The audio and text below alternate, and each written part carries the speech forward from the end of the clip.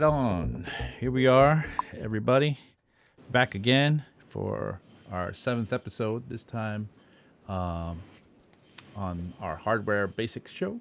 This is Abe Duque. I am here every Friday at 1 p.m., kind of taking a little time to share with you some of the knowledge that I've built throughout the years. You're watching 343 TV, and I am one of the instructors at 343 Labs, and we've started this kind of streaming sort of channel so that we can kind of meet with you guys and have fun and see what you guys got going on. I'm here with my friend Thomas, who should be joining us somewhere. Hey, Thomas, how you doing? Hey, what's going on, everybody? All right. Can you hear me? Can you see me out there? Let us know. I I see that we got pseudo pulse in the chat. Got a good amount of people watching. Would love to see some more action in the chat from everybody. Pseudo Pulse. I haven't seen Pseudo Pulse's name. Did you have another name at one point? Because I don't Yeah, recognize the maybe. name. Have you seen this name before? Pseudo Pulse. He I says, think I "Welcome might have back seen him again." in a couple other streams. Oh, okay. Because but I'm happy to have you. I'm very happy to have you guys. Of Yeah, course. pretty early. 9 people watching. Not bad. Mhm. They tend to pick up as we keep going through. Thomas, you got any announcements to start off our live stream today? Just, just want to say, thanks everybody for tuning in. Happy Friday. We're here on 343 TV, as Abe mentioned. Please subscribe, to look out for more streams and videos coming soon. Nothing too crazy. As always, check out our website, 343labs.com, for online classes and our limited classes that we're running in New York City, starting next week. 343labs.de for anything Berlin and European related. But other than that, I'm happy to jump into the show. Keep the questions coming. We're definitely trying to keep it, Q&A style rolling for now. Oh yeah, So, the Q&A. That worked out really well last week. yep. All the questions that you guys have, and it gave us a chance to kind of just react to what you guys are looking to talk about. Matter of fact, do you have any questions today?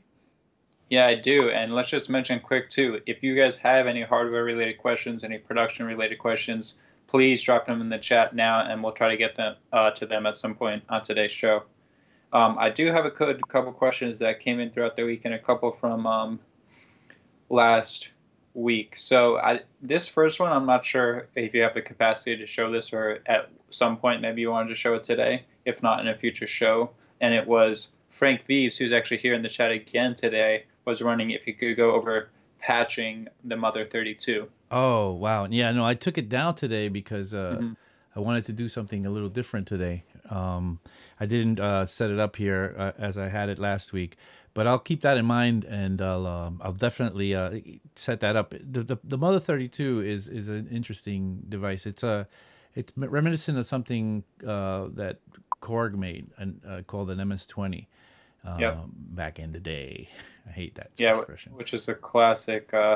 Don't you have one of those laying around, I maybe? haven't. MS-20? It's not laying around. It's right here in a position of importance. Yep. It's yeah. The MS-20 is what you call a semi-modular, meaning it has. So okay, let me talk a little bit about the semi-modular situation and what it's all about. So you have modular and you have, synthesizers, and then you have semi-modular. So what's modular? Modular are devices, and you've seen it, and you could see it in some of these devices back here. Some of these devices are, built with a purpose in mind. It's an LFO. We talked about what an LFO was last week. It's an envelope. It's a VCA, or it's a oscillator, or it's a sequencer, and they're all specific, and they do very specific things. And you can't just buy one thing and put it in there and get something out of it most of the time, and that's why this is a very big rabbit hole. You have to kind of mix and match a bunch of different of these devices.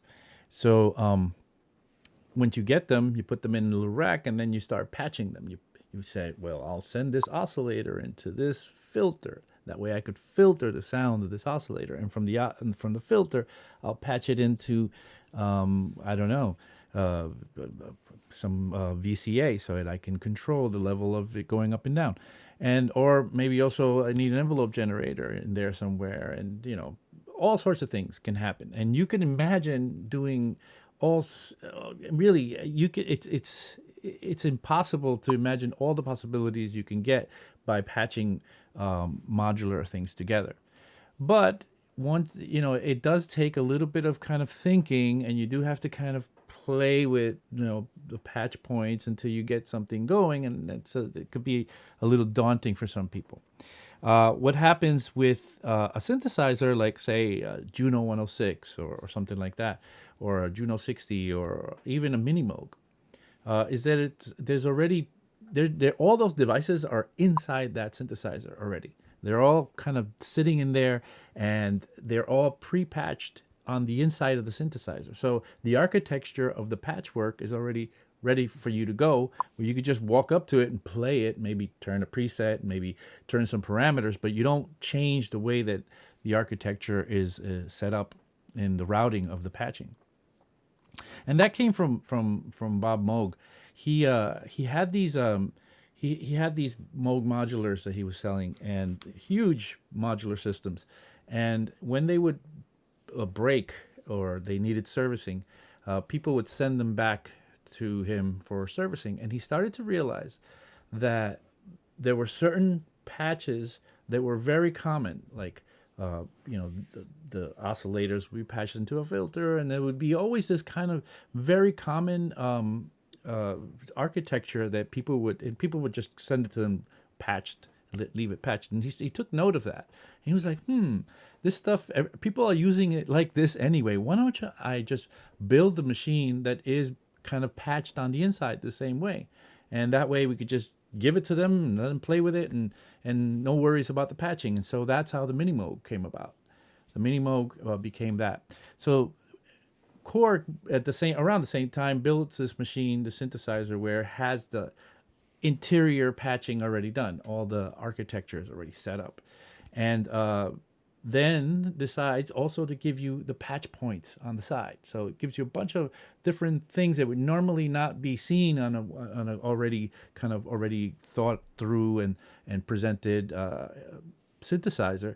Well, those patch points are there. So now you have the architecture and the patch points together. So now you could take those patch points that correspond to the architecture that's inside of that synthesizer and repatch it into doing different things. And this is semi-modular, where it's already kind of ready to go. You don't really need to patch it to make any sounds or anything useful out of it. But you can take those patch points and do some crazy things with it if you want as well. So the Mother 32 is an example of the same. It is a little synth that is already kind of ready to go from the architecture on the inside. But you could take all the patch points and redirect them in all different ways.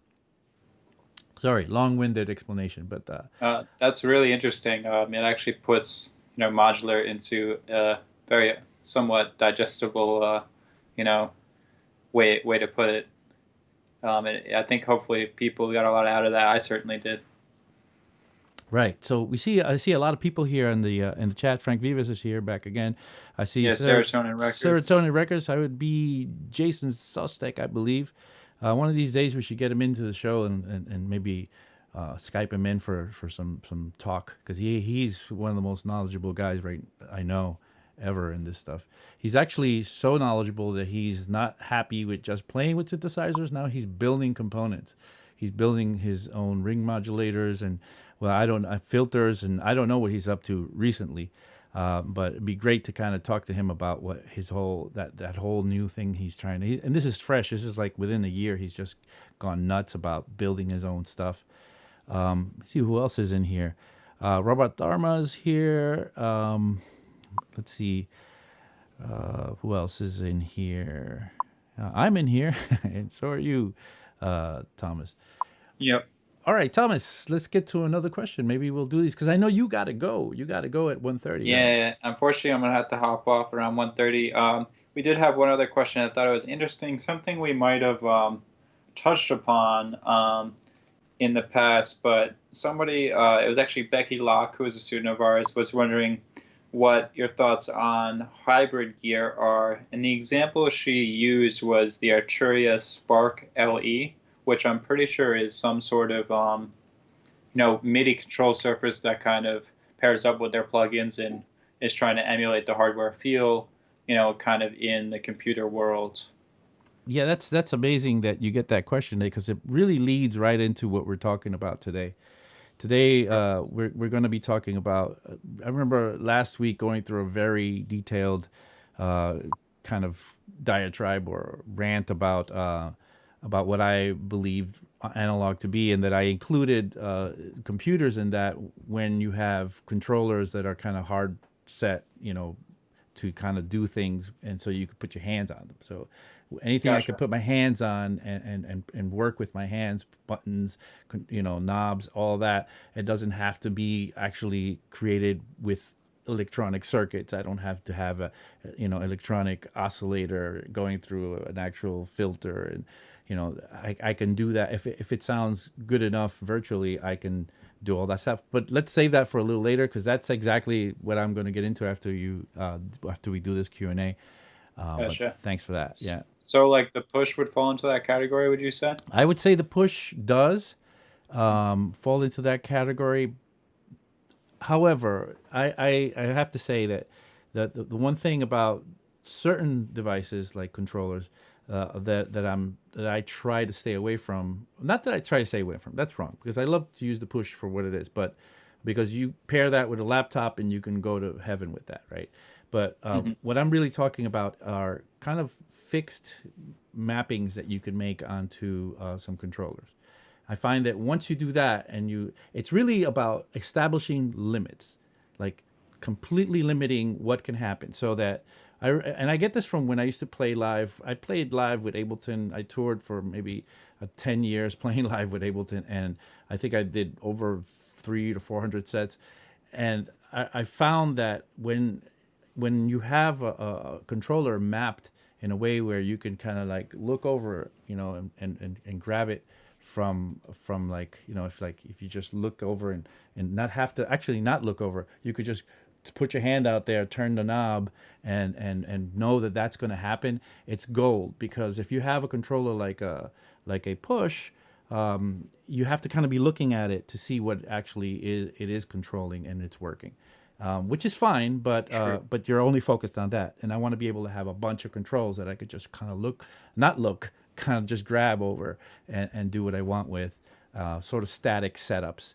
And that's Like a knob, not per function kind of thing. right. I think that and I think that the limits are totally a path to like freedom with this stuff, because when you have too many possibilities, anything can happen. And when you limit the possibilities, then you could relax and know that that's going to happen there. And no matter what, when I grab that knob, it's going to turn that filter for it. And you could kind of like have some muscle memory develop towards that, especially when you're playing live. When you're playing live, you get really dumb. You lose about 20 points of IQ, I think. Hmm.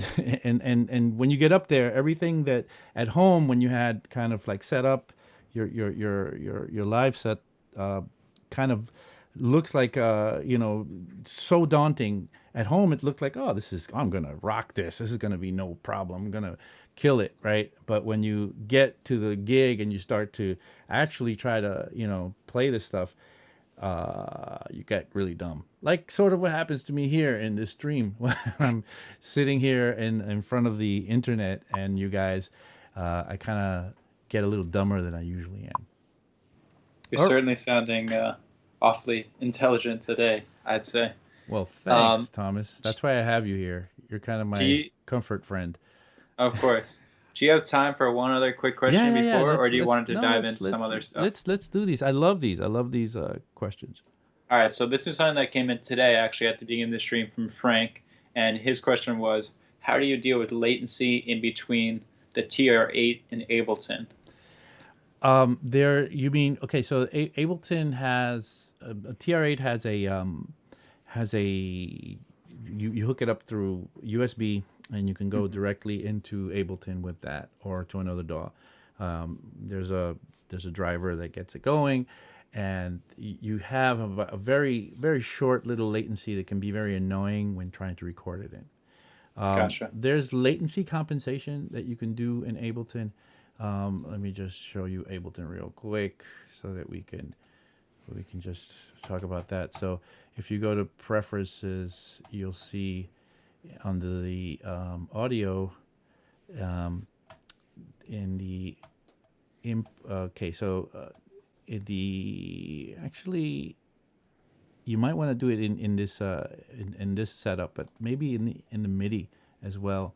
I don't have my TR8 hooked up, but you might be able to kind of like compensate here because there's like MIDI clock compensation that you can do here, Yep. so that it matches up.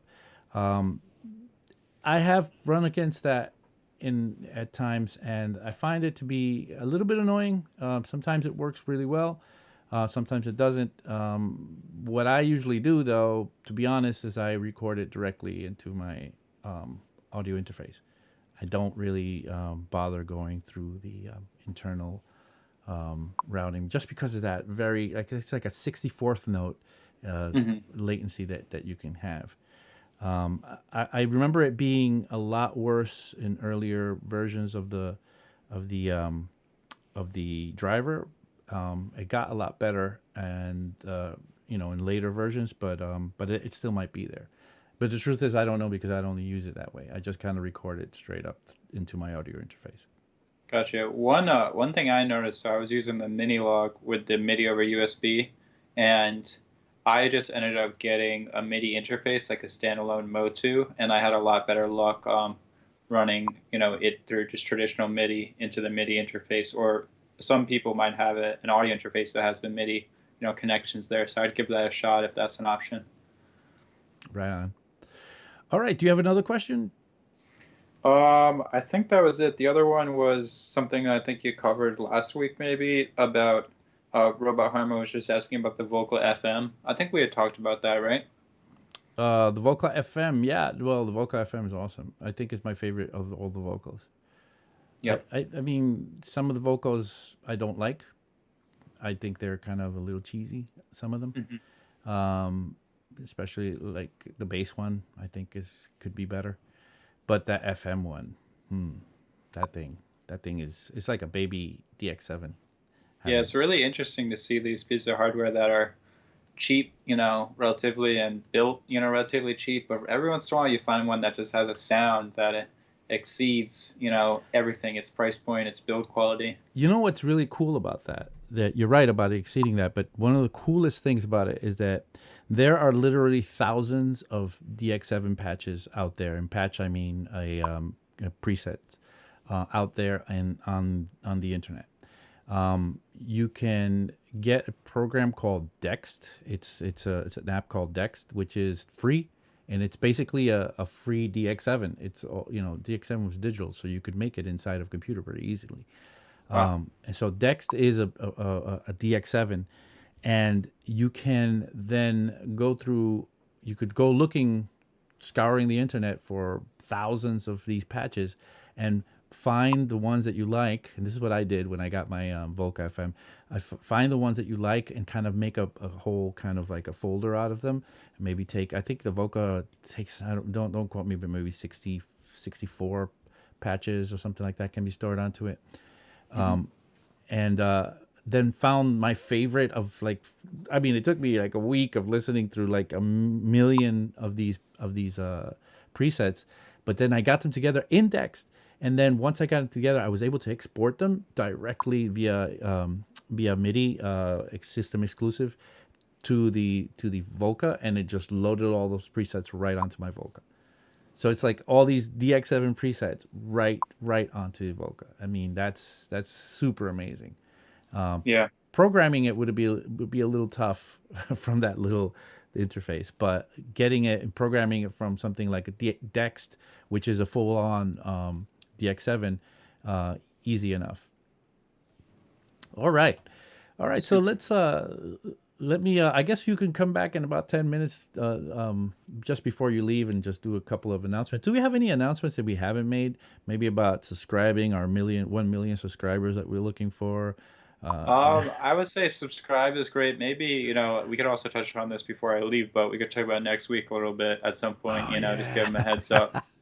Guess what? I'm on vacation next week. Next Yep. week we're going to have a very special thing though, and I need you guys all to come back and support our very special friend because Thomas is going to do the show all by himself. He has something special. Do you have anything in mind already, or do you want to give that away, or do you want to wait for that?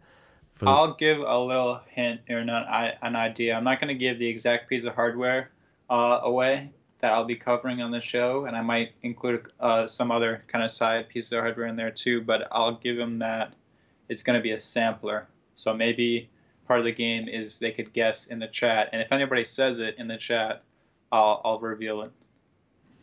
Okay, there you have it. But yeah, he's going to be doing the show all by himself, and he's going to, I hope he's got this. I mean, he's been planning for this for a few weeks now, and I think he has a week to like cram and get this right. But it's a good way to get him to be, you know, one of our future, you know, solo stars here on the 343 TV. Yeah, so come on down, support him, you know, give him some likes, give him some views. That way we can say he was successful at this venture. All right, so let's let me get going here with our topic, or what I really wanted to kind of cover today. So as I was saying, I really, you know, alluding back to that kind of speech that I made last week about what analog really is to me, and what it can be as well. I have some things here that I want to show you. Let me just show you my overhead. Here are some of the things that I put in here. None of it is actual analog, right? It's all kind of well, let's start with this. Everything except for these guys. These guys are just controllers. These are only controllers. And this is an actual. It's called a circuit made by Novation. What it is, it's very nice. It's actually a standalone kind of little device that you can use it with batteries. Hold on, that made some sound. You can use it with batteries. It has a little speaker in the back of it, so you could kind of cute. You can kind of play it to your kids, I guess, or to your pets, if that's what you want to do. But it doesn't sound bad at all. It's actually pretty nifty in what it does. Let me just show you. I have something going on here. So I have take that kick drum out of there. So it's, you know, it's sound. It's this synth here, and I guess I can tweak it.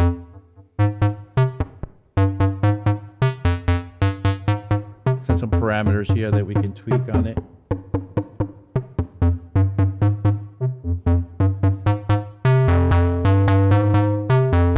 Let's get that kick back in there. It wasn't the best kick ever. It was just more like a placeholder for a kick.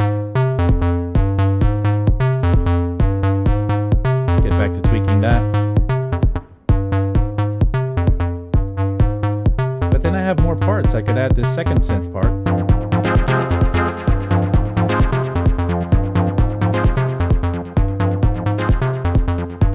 I could tweak that.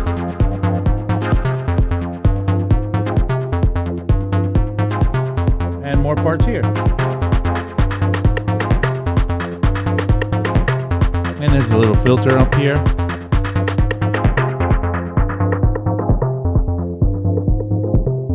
I can close that and open it. I have effects. I have all sorts of crazy things that I can play with this. That kick is really needs some help. Let's see what I can do with this guy. The thing is, I gotta kind of, usually what I like to do when I get these devices that are not saying what this is actually, I like to maybe get a little pencil and some tape and write in there what they are, just to be reminded. And that doesn't sound terrible at all. And at a live show, this could do a bit of damage, I would say. Let's see. I hope that's coming through. Yeah, it's coming through. Let's get that bass back in there again. Let's tweak that bass.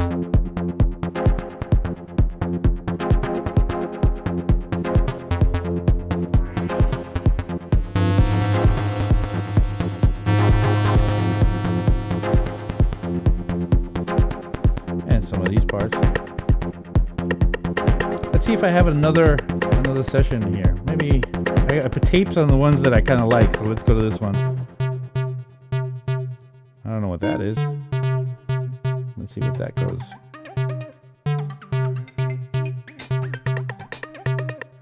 Do I have a kick drum on there? Maybe I have it. No.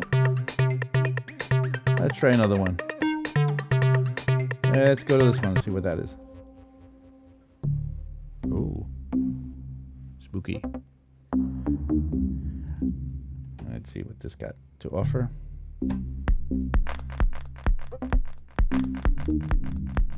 That's cool.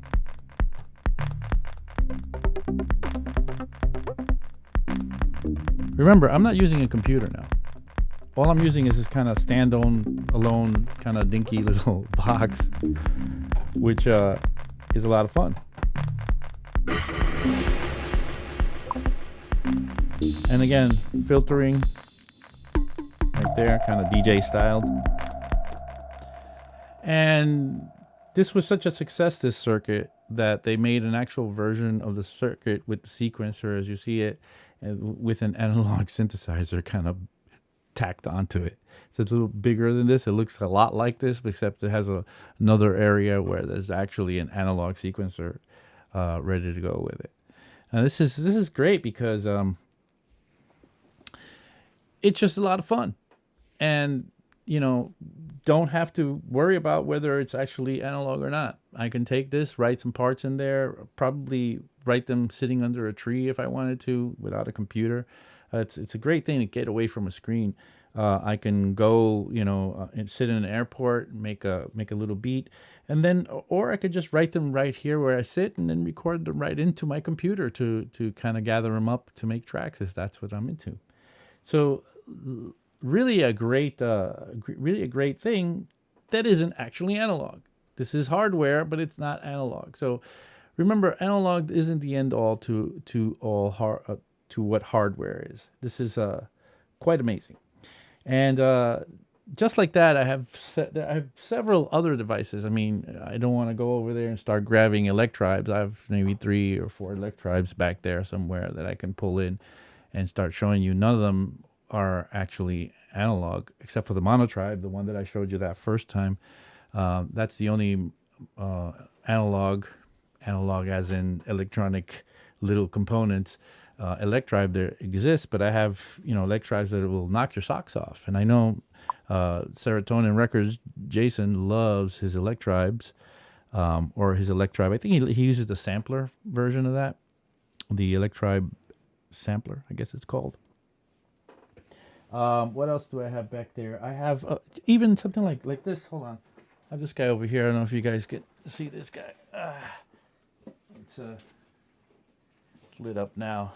This is the TR8, the first edition of the TR8. It's kind of hooked up and ready to go, kind of sitting on the side. But this is a really great rendition of the 808. It's a physical modeling. So they physical model everything all the way down to the power converter. 808, 909. I have the update of the upgraded update version, which has a 707 and a 727 and 606 as well. So all the Roland classic drum machines that sound not exactly the same, but very close and very cheap. At this point, you could probably pick one up for about $250, and very hands-on. Whereas you what you see is what you get. The knobs that you turn, they're all, nothing's going to change under your hands. If you're turning a decay knob, it'll always be a decay knob. This thing isn't analog in the sense that it's not with electronic components, just like my 808 or my 909 would be. But it's just as fun, maybe even a lot more fun, because I don't feel upset about bringing this to a club or to a venue of any sort and playing with it, because it sounds good enough for jamming and for writing, and I don't have to worry that it's going to break in one way or another. Anyway, with that said, let's get to Thomas. He has to go now, and I just want to give Thomas a last chance to say something to us before next week's show. So go ahead, Thomas. It's all you, man. Hey, first of all, that was a really sweet jam you had going there on that circuit. I'm impressed by how it's sounding. Really am. So just before I run, same old, thanks for watching. Subscribe, please. We're really trying to get to that million subscriber mark by the end of the year, as Abe always says. Please feel free to check out our classes at 343labs.com. Got a bunch of stuff coming up. A couple things later this month, and then in September there's going to be some great, bunch of different classes offered. So definitely check those out. But otherwise, thanks for watching. Thanks for supporting the show. Look out for next week. I will be back. Abe will not be, unfortunately, but I'll try to make it a good one. And yeah, before I leave, I forgot. Robot Harma actually guessed correctly. Yeah, I was going to say that. You can see, it kind of gave it a hint here behind me, but the Digitech is what I'm going to be going over next week. Just kind of going to go over my workflow with it when I'm making tracks. Obviously, answer any of your questions. So look out for that. And otherwise, enjoy your weekend, everybody. All right. See you later, Thomas. All right. Or maybe not. All right. So let's see. Let's look at it's a pretty active chat today. I'm very happy about that. Let me just see if I missed anything. Jason's talking about the preen. Yeah, we all know. Well, we all don't know about the preen. I'm gonna have to get you in here, Jason, one of these days, and just so you can say a lot of things. Let's see what else we have in here. Let's see. So lots of technical talk in here, which is really good. Somebody mentioning the Akai S950, Justin.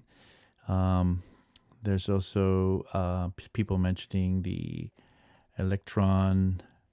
I guess a sample that the Digitech. I guess they were referring to Thomas's Digitech. Let's see what else we have. Abe, remember your interview in Abuse Industries mag back in the day? Yes, I do. That's really back in the days. We're talking about 1990s. Let's see.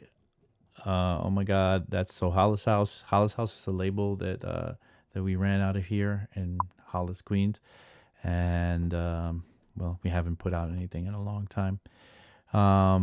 Let's see, what else do we have? How does Dex, David Schwartz, by the way, hi, David, asks, how does the Dex compare to Virtual Arturia DX? It's actually great. It's actually fine. It's actually the same, I would say. I think there's no difference. Once you get the right waveforms, the thing about the FM is that it's about, if you have the waveforms, you have access to the right waveforms, then you're good. And because all the rest of the technology is pretty straightforward, and you can get that going. And Dex sort of goes out to kind of create DX7 straight away the way that it was. And so I would say it's about the same, if not exactly the same. I actually love Dex for the fact that it's a free plugin. It's probably one of the best things you can get for free. Some of the plugins that you get for free are not so good, but Dex is awesome. By the way, if we're talking about plugins, I just wanted to mention one thing. I went to start up my studio to get the stream going today, and I ended up with a humongous problem. We always have technical difficulties getting this stuff going, but today's technical difficulty I'm going to blame on Ableton, because Ableton has this thing it does, and it's done it to me before, and I always say I'm not going to let them do it to me again, but it did to me again. Apparently, there was a new update of Ableton come out soon, within the last couple of days.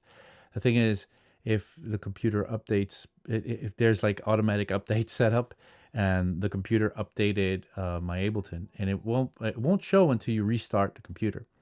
So I restarted the computer to get ready for this show, and once I restarted the computer, my Ableton was kind of like fresh new install of Ableton, like nothing. So I had all my recent projects were gone. I had to go through all my plugins again. That's why this kind of came back to me. I had to go through all, and then I have so many plugins, and some of them are super old and are actually not even authorized anymore. So I had to go manually like 40 times, hitting quit on like 40 plugins. This this was a terrible situation. I was like looking at the clock and thinking, oh my goodness, I got to go on. And Thomas is like, hey Abe, you ready to, because we always do a kind of pre-show kind of like check in. And I'm like, give me a few more minutes, man. I got to get this taken care of. Finally, everything worked out, and we're doing all right. I think we're doing fine. But that was a little bit touch and go a little earlier. So today I want to go back into Ableton, that DAW that really. So that's not Ableton. That's Ableton with my setup here. But maybe that's what I need to see. That's actually exactly what I need to see. So what I want to talk about is, well, let's look at Ableton. I have that project that we've been playing with for a while set up in here. And, we'll do something with that eventually. But what I want to do is I want to take, in one of these recordings, let me see where it is. And maybe here in the end, on the bottom, it might be, I think it's this one here. This recording here had a TB303.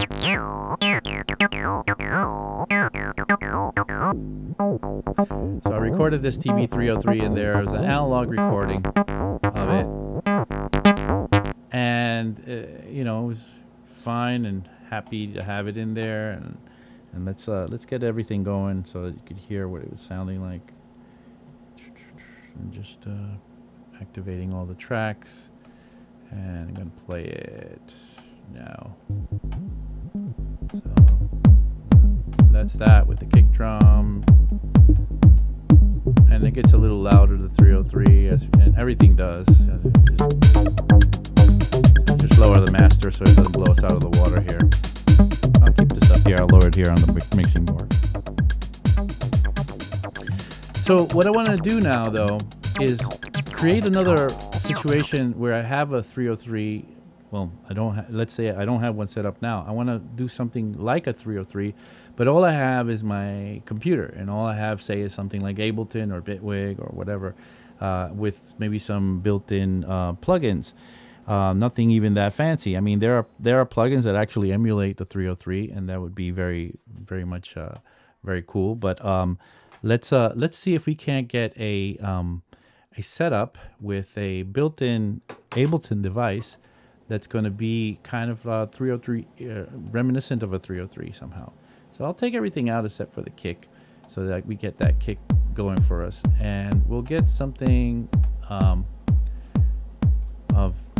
going with this analog. The analog is, well, it's not analog. Well, not in the sense of it being, electronic components, but it is it is meant to sound, or what you might call virtual analog. It is meant to sound like an analog synthesizer from maybe like the early 80s, late 70s, something like some sort of polysynth or something. So let's see if we can't get some sound out of that. So it's a nice enough sounding synthesizer. So I'm going to try to do what I can about making it sound like a 303. So the 303 has one oscillator. So we'll get one oscillator going. 303 has one oscillator. It has a choice. A 303 has a choice between a saw or a square or a pulse. Okay, it has a filter. Now the problem with the filter is it's going to be we only have a choice of either a 12 or a 24 dB low pass filter, and I think the 303 has an 18 dB filter, so it's going to be a little bit of a different situation there, but we'll live with it. I'll try to do it with a 24 dB filter. We might have to compensate for that. So if I got this and I start closing it, well, we get the action that we want out of it. So I'm going to take this and put this into a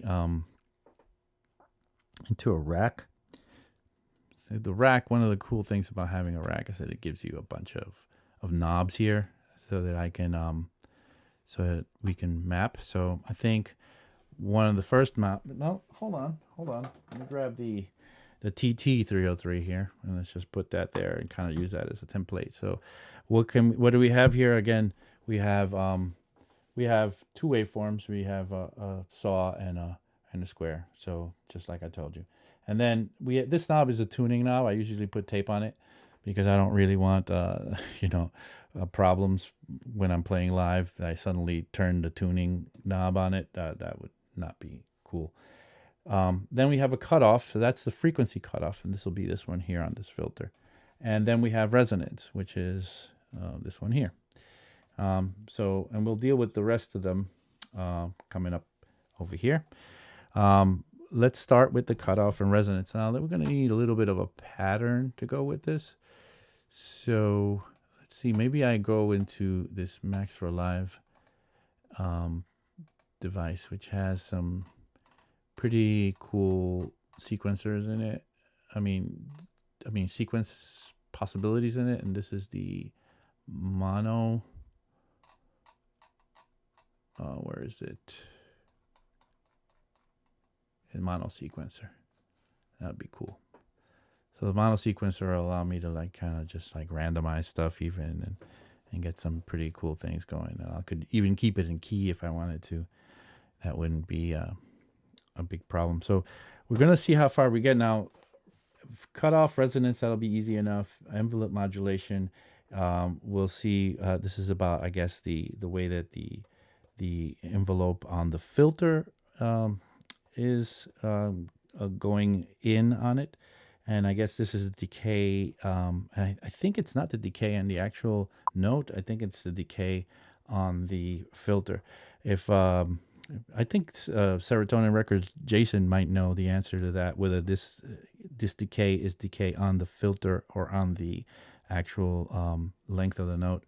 But we'll get there when we get there, and hopefully somebody has an answer for me. But we're just kind of fooling around here. And the biggest part of this exercise is to show you how fun it could be when we kind of map something so that we can kind of play it with knobs.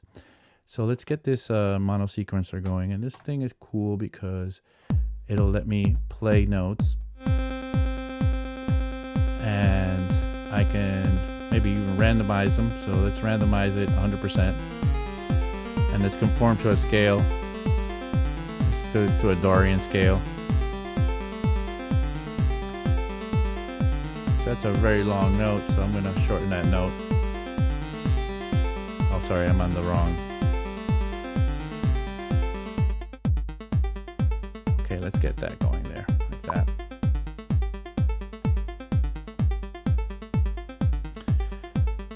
The filter, it's filter and ADSR both. Okay, good to know. So we'll deal with that. So we have let's do some octave changes here. And let's make a short pattern. That'll be nice.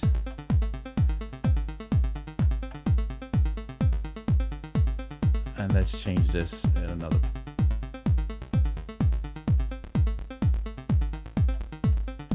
Okay, so that's cool. So now let's add some of these controls here. So to this first knob, I'm going to add the frequency control.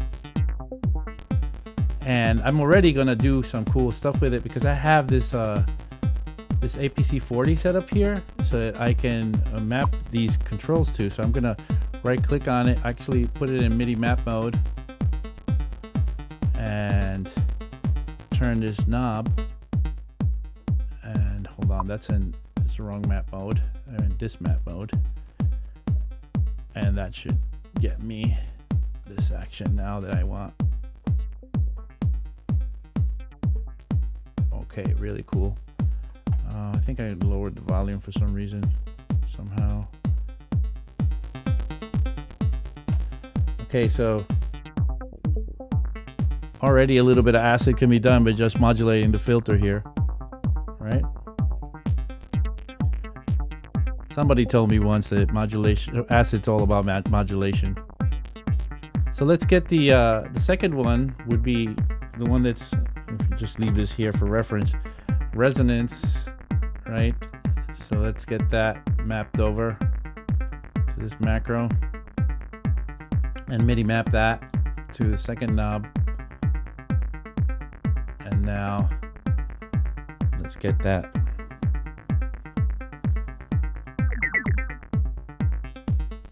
Now the problem is if I go like this, that can hurt somebody. That resonance is so high. So one of the cool things you can do with Ableton is that you can limit mappings. So let's lower the amount that you can actually do. Let's do about a little less than 50% and see what that goes. So that's gonna let me do just that much resonance.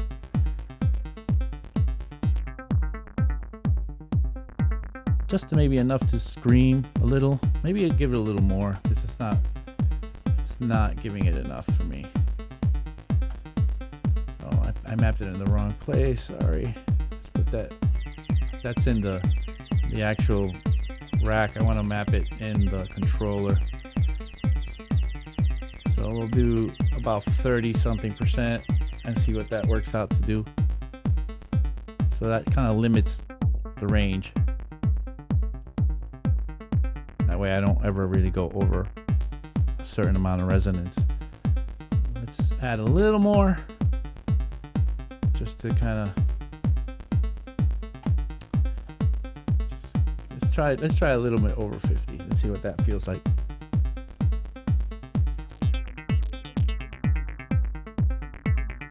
That's better. You might want to tweak that at one point. And this is the magic of all this stuff that you can actually tweak it to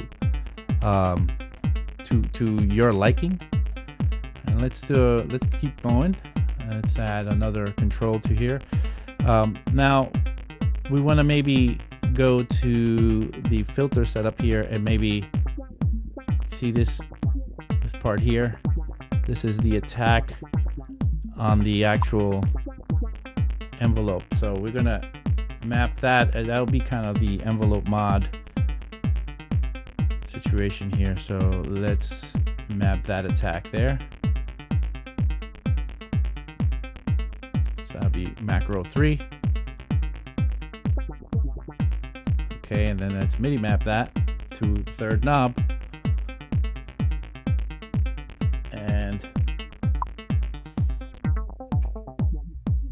now we have too much range with this. It's beyond its usefulness because I can go all the way to 15 seconds. I don't really want that much. I maybe want a couple of 100 milliseconds and that's it. So I'm going to limit that range once again to, on the attack, to maybe 400 milliseconds. Let's see what that does.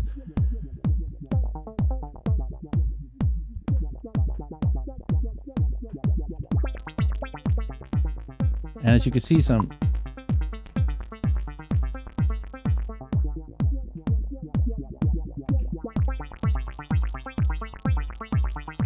could get some pretty nice acid going.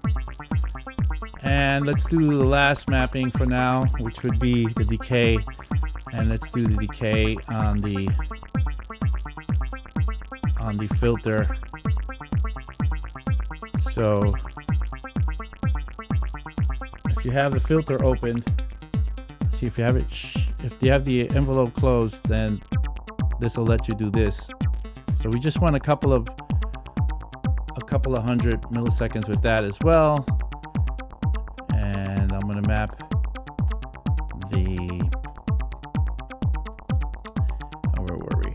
So I'm mapping the decay here to 4 and quickly, sorry, I'm actually, yeah, I'm in the right place.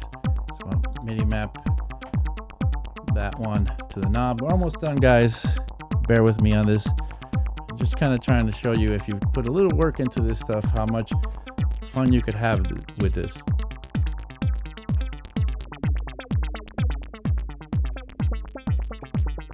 And we can get some acid going. Now, you can't really make it sound like a 303 until you do a little bit of glide. So let's add some glide now.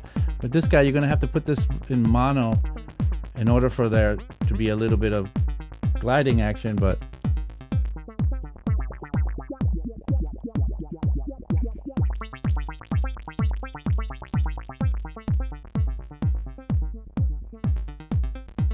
switch to a saw. See what that sounds like. Let's take it down on active.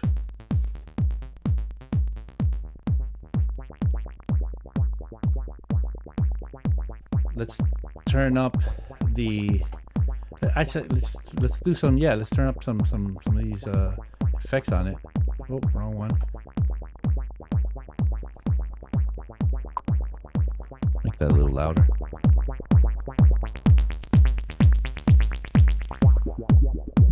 Again, all I'm doing now is turning these four knobs that are kind of my acid that I have going on in there, and the volume control, the volume went all the way down for some reason.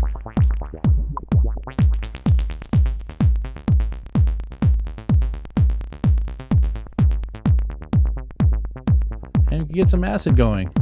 Now, does this sound as good as a 303? Maybe not. But can you beef this up and, make something very interesting out of it? Heck yeah, I'd say. So this is my little demo, and I'm gonna just save this with our project just to know what's going on. So now in the future, I can pull this little guy up again, and the reason I put it in a rack and started using these macros is because I could just have these kind of visible to me next time, so that I could just turn these knobs and have these kind of in my face, kind of ready to turn. I'm gonna rename this thing. Actually, I'll rename it as I save it. I'm gonna save it in my presets. So this will be my 303 fake, and just leave that in there. And my 303 fake can be something I can use at another date when I feel up to it. So let's see. Let's get this thing going. Let's do some randomizing here on the pitch here. Let's have some fun with this. Let's add some more effect to it. Oh, that reverb is off.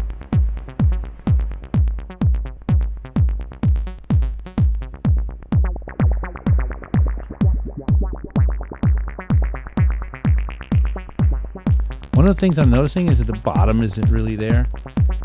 So let's get some of my favorite helper for the bottom, which is my UAD Pultec. Let's get that guy in there.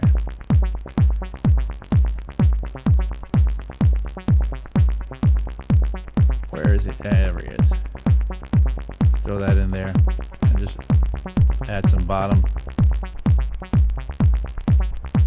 Some 30 hertz bottom to it.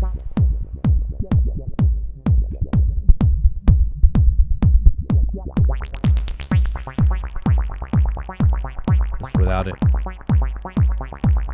Just with it. Let's add 60 hertz. That's better. I feel that 60 hertz is a little better of a choice.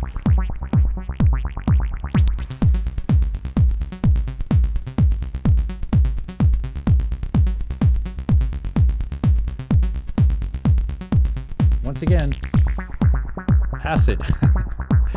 Well, not real acid, not analog based acid, but the fact that all you have is a controller and your DAW doesn't have to stop you from actually getting into the world of using your hands to kind of jam. And that's what it's all about, really, being able to jam with your hands. So I have some other controllers like this one, for example. This is a first version of this type of controller. It's a Korg. What is it called? The Nano Control. This thing. Let me just put the overhead and kind of big here. So the Nano Control. There's like maybe 2 or 3 different versions after this, but this is pretty cool. All it is like $50-$60 maybe. And all it is just a bunch of knobs you can map and a bunch of faders you could map and a few buttons that you could map. And usually when I would be playing live, I would be like, because I played live a lot just with Ableton, just because it was really hard to carry lots of little pieces of gear. Our friend Jason, who's in the chat right now, he's perfected this kind of very streamlined set with a lot of little pieces of little small amazing little gems of gear that he would put together. But this was I didn't have that much commitment to the whole putting together a show of that sort, and I just used kind of Ableton to do all my kind of live stuff. And I would use controllers, but I'd get controllers like this where I could map everything. I'd end up like really tagging everything as what it would be. That way I could remember if I forgot. But it would never really change from show to show. Everything would be the same in the same place. If this was a cutoff or something, it'll always be at that place. If this was a resonance for something, it'll always be at that place. If this was a level or a effect level or whatever, it was always set up in the same place. So controls like this and controls like this can be very, very handy. This was one of the bigger ones for me in the end of my kind of touring career, where because this is a very, very nice and sleek little controller that has out of the box readiness that Ableton can give you, sort of like what the Push gives you, but also can be any one of these controls you see on here, as you saw me do, could actually be taken over to do whatever you want with them. Very powerful, very, very powerful. Anyway, that's I feel like I went through a lot of talking and a lot of stuff. I hope it all kind of recorded right and came through correctly for you guys. I wanted to kind of share with you though what I really believed about analog. It's a lot of the times there's a huge debate out there, like what's better, gear or computers or digital versus analog, and I'm on this side of the fence and I'm on this side of the fence, and you suck, and that doesn't have to be the argument. It doesn't have to be the discussion at all. It's all giving you possibilities for making sound and for jamming and for expressing yourself through music. If you don't have a budget to pay for some of this very expensive analog gear, then you start and you use what you can get your hands on. And one of the ways that I think is best to do it is to get yourself something like this, which is $60, and get you to have some real control over it that doesn't depend on a mouse. A mouse is okay, but the amount of throughput you get there between your brain and the computer is very small. When you can use two hands on something and turn them at the same time, this is when things get very interesting quickly.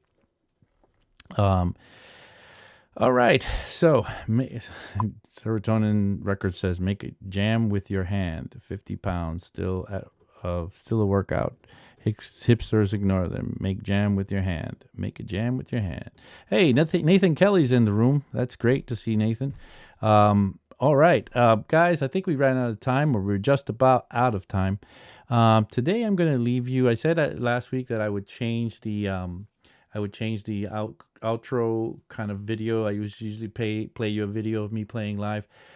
This time I found a video that I guess I recorded it of me playing out the actual intro for this show. So every week I use an intro. If you guys step in during the starting soon page before I'm on, you hear a track before I go on. I've been using that for months now as the intro to this show. But I actually found the video of me actually playing that in. I recorded that live as a jam, like on just gear, no computer. The computer, I guess I recorded on too. But I'm going to leave you today with that set of me playing that particular track live with my Eurorack stuff. Okay, so thanks again for coming and visiting with me. I feel like Mr. Rogers at this point right now. I should change my sneakers, but I'm not going to. I don't even have a sweater on. Come back again next week. You'll see Thomas doing this. Support the guy because he's really fun and he's got a lot going on. And then after that, I'll be back the week after that, and we'll get back into it again.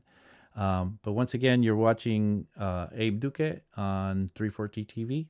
And don't forget to subscribe. If you haven't hit the like button, also, could you please give me a like? It would be very nice. That way I can brag to the rest of the instructors that I'm getting a lot of likes from you guys. All right, guys, I'll see you next week. Take care.